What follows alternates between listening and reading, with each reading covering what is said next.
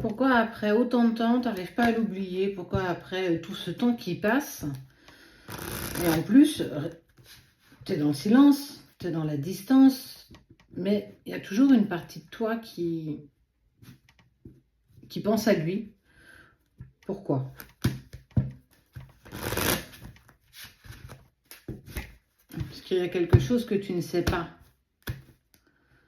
Protection.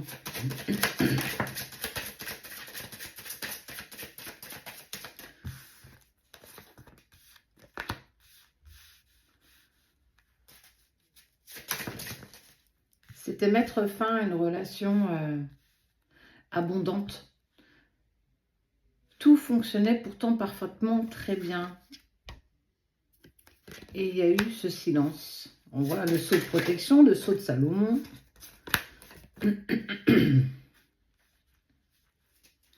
Vous avez essayé, tu as essayé plusieurs fois, vous avez tenté de recoller les morceaux, d'essayer de discuter, d'essayer de dépasser ces parts de silence, mais ça n'a jamais vraiment pris. Ça a toujours été compliqué. En fait, ça a été très compliqué de repartir sur une relation, celle que vous aviez au début, cette relation abondante. Pourtant, il y a eu des pardons, il y a eu des efforts qui ont été commis chacun de votre côté pour vous permettre d'avancer plus sereinement dans la relation, de retenter de recoller les morceaux.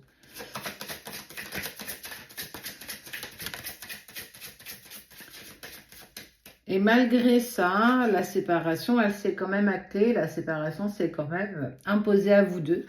Mais surtout, ce qui est compliqué dans tout ça, c'est que je n'arrive pas à l'oublier. Le temps passe, les semaines passent, les mois passent. Et je ne parviens pas à passer à autre chose, mais sans vraiment passer à autre chose, tu vibres toujours en moi. Il y a toujours un moment où je pense à toi, à ce qu'on a vécu, à cette lumière quand on était tous les deux, à ce qu'on a pu partager cette abondance d'amour, de rire, de projets, et tout s'est terminé. Malheureusement, tout s'est terminé.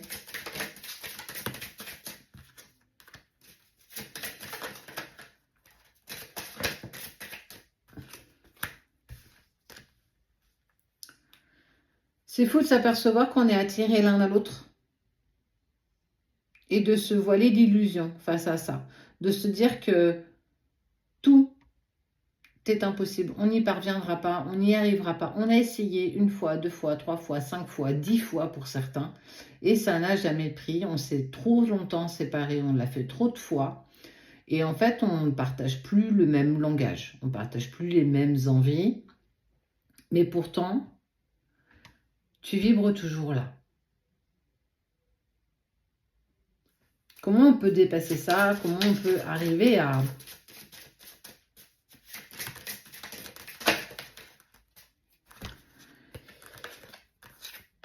Je t'en ai pas parlé, mais tu l'as vu, c'est le sceau de Salomon qui est sur le lien entre deux personnes. Le retour éprouvant. C'est déjà se mettre dans l'idée que effectivement tu as un amour particulier pour cette personne, un amour intense.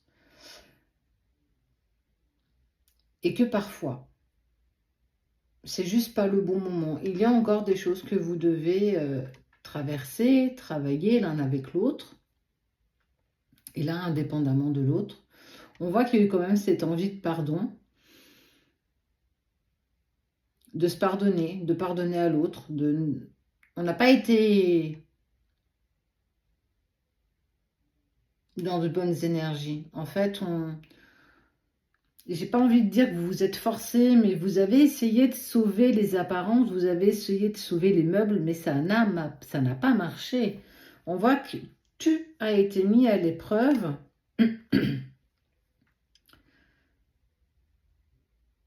Et si je te disais simplement que ce n'était pas le moment? Et si je te disais simplement que ce n'est juste pas le bon moment? Non pas que vous n'êtes pas fait pour avancer ensemble, non pas que vous n'êtes pas fait pour vous retrouver à un moment donné, c'est accepter qu'à un moment, on ne puisse pas avancer ensemble. Nos projets de vie, nos convictions, notre façon de penser sont tellement différentes aujourd'hui que de toute façon, on ne peut pas avancer ensemble. Alors, parce qu'il y en a un qui n'a pas fini de régler sa vie, parce qu'il y a l'autre qui est simplement pas prêt, parce qu'il y a encore des choses à travailler en profondeur. Il y a plein de raisons, et des bonnes raisons qui sont là, qui sont présentes.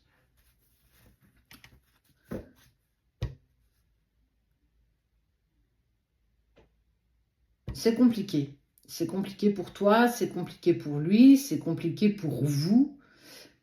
Ce qui est sûr dans tout ça, c'est que il y a de l'amour. Mais parfois, l'amour ne suffit pas. Je le dis régulièrement, l'amour ne suffit pas toujours dans une relation ou dans ce que tu vis dans la 3D pour aller au bout de cette relation, pour aller au bout de ce que vous avez besoin de vivre. Est-ce qu'il n'est pas justement intéressant de prendre le temps de cheminer de son côté, que l'autre puisse aussi cheminer du sien et lâcher prise en fait du savoir, du comment, du pourquoi vous allez vous retrouver.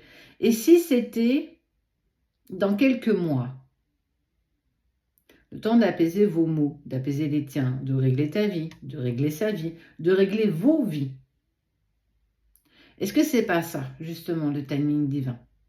Est-ce que justement, parce que tu vibres encore par rapport à lui, ou par rapport à elle, ou inversement, justement, ce n'est juste pas le bon moment, et que tu n'as pas encore cette impulsion pour te dire, ouais, je sais que c'est pour demain. Non, là, on voit bien que c'est pas pour demain, il y a encore des choses à régler. Il y a des épreuves qui arrivent pour toi, il y a des choses encore à dénouer, mettre en lumière, et ça t'est nécessaire.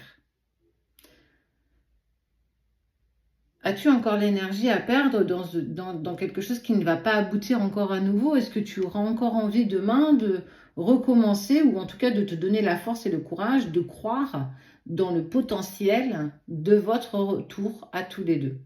Ou bien il est peut-être temps de prendre le temps de poser les choses dans ta vie. Vous avez quelque chose à vivre ensemble, c'est une évidence. Mais j'ai vraiment envie de dire que c'est juste pas le bon moment. Ça va venir quand le moment sera le bon. Alors quand, tu vas me dire, oui mais quand? Ben, on s'en fout de quand. Quand tu te sentiras prête, quand lui se sentira prêt. Le retour se fera. Mais il ne faut pas qu'il se fasse dans l'épreuve. Il ne faut pas qu'il se fasse dans la difficulté. Vous êtes nécessaires l'un à l'autre. Mais encore un peu de temps, encore un peu de patience. Encore un petit peu. Et puis en attendant, construis-toi, sois créatrice de ta vie, actrice, fais des choses que tu n'avais pas pu faire avant, voyage, essaye de nouvelles choses. Enrichis-toi. Fais preuve de création. Et tu verras, je te promets que quand le moment viendra, tu le sentiras.